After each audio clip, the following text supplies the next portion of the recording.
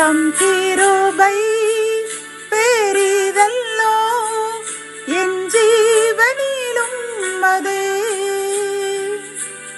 இம்மட்டும் காத்ததுவே இன்னும் தேவை கிருபை தாருமே.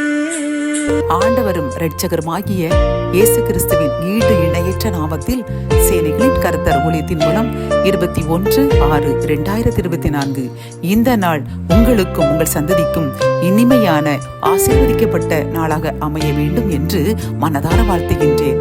இன்று நாம் அறியவிருக்கும் கிருபையின் வார்த்தைகள் செகரியா 2ஆம் அதிகாரம் 7ஆம் வசனம். பாபிலோன் குமாரத்தியினிடத்தில் குடியிருக்கிற சீயோனே, உன்னை விடுவித்துக் கொள். கத்தோலிக்க வேதாகமத்தில் நாம் பார்க்கும் பொழுது பாபிலோனில் குடியிருக்கும் சீயோனே, தப்பி பிழைத்துக் கொள் என்கின்றது.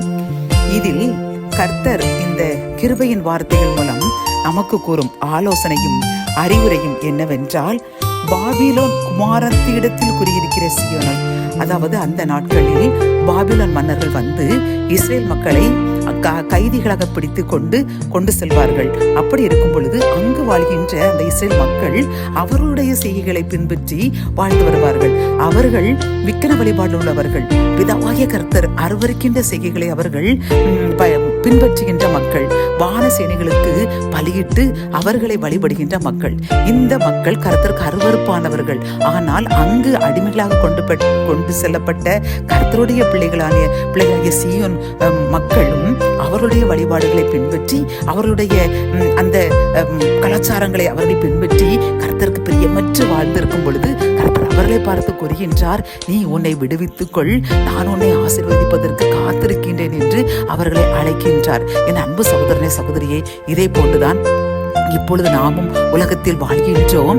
எப்படி வாழ்கின்றோம்? நம்மை சுற்றி இருக்கின்ற மக்கள் அவர்கள் கர்த்தரை அறியாதவர்கள். ஆனால் நாம் அவர்களை பின்பற்றி அவர்களுடைய பேச்சுக்கள், அவருடைய வழிபாடுகள், அவர்களுடைய கலாச்சாரங்களை பின்பற்றி இது அனைவரும் பின்பற்றக்கூடியது தானே, இதில் என்ன தவறு இருக்கிறது என்று நாம் இறைவன் வேதனைப்படுகின்ற காரியங்களை நாம் செய்து கொண்டிருக்கின்றோம், பேசிக் கொண்டிருக்கின்றோம், அதை பின்பற்றி கொண்டு வாழ்ந்து கொண்டிருக்கின்றோம். ஆகவே கர்த்தர் நம்மை பார்த்து கூறுகின்றார், நீங்கள் இன்று எனக்கு பிரியமற்ற அந்த காரியங்களை விட்டு நீங்கள் வெளியே வாருங்கள், நான் உங்களை ஆசீர்வதிப்பதற்கு காத்து கொண்டிருக்கின்றேன். ஆனால் நீங்கள் செய்கின்ற இந்த செய்கைகள் உங்களை ஆசீர்வதிக்க விடாத அளவு என்னுடைய இருதயத்தை கடினப்படுத்தி உள்ளது என்று வேதனையுடன் கூறுகின்றார். ஆகவே இந்த செய்தியை கேட்டுக்கொண்டிருக்கிற என் அன்பு சகோதரனே, சகோதரியே, நாமும் அந்த பாபிலோனுடைய செய்திகளை விட்டு நாம் வெளியே வருவோம். கர்த்தருக்கு பிரியமான காரியத்தை மட்டும் செய்வோம். அவர் விரும்புகின்ற பேச்சை பேசுவோம். அவர் விரும்புகின்ற செய்திகளை செய்வோம். அவருடைய கற்பனைகள், கட்டளைகள் என்னெல்லாம் கூறுகின்றதோ அதை மட்டுமே செய்வோம் என்று நாம் பொருத்தனை செய்யும் பொழுது, முடிவெடுக்கும் பொழுது கர்த்தர் நம்முடைய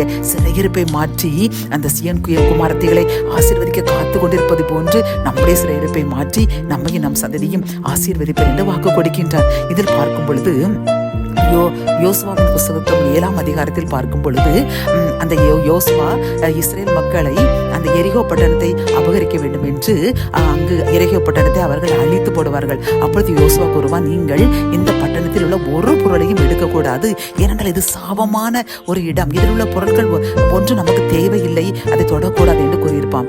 ஆனால் இதில் ஆகான் என்ற ஒரு மனிதன் ஆசைப்பட்டு பாபிலோன சால்வையையும் அந்த தங்க பொற்பாலங்களையும் எடுத்து ஒளித்து வைத்திருப்பான்.